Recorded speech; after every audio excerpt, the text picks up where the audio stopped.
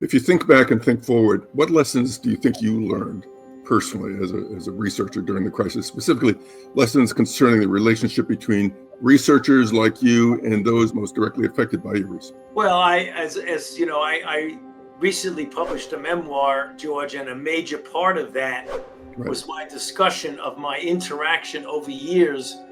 with the AIDS activist community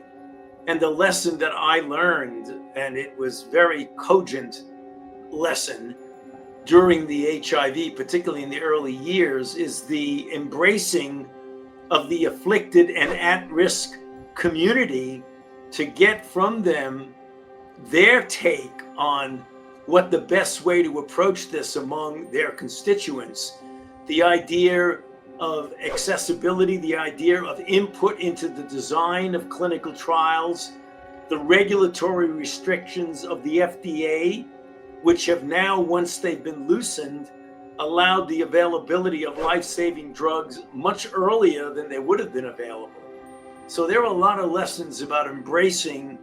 the community, which can have a very positive input into how we approach the disease.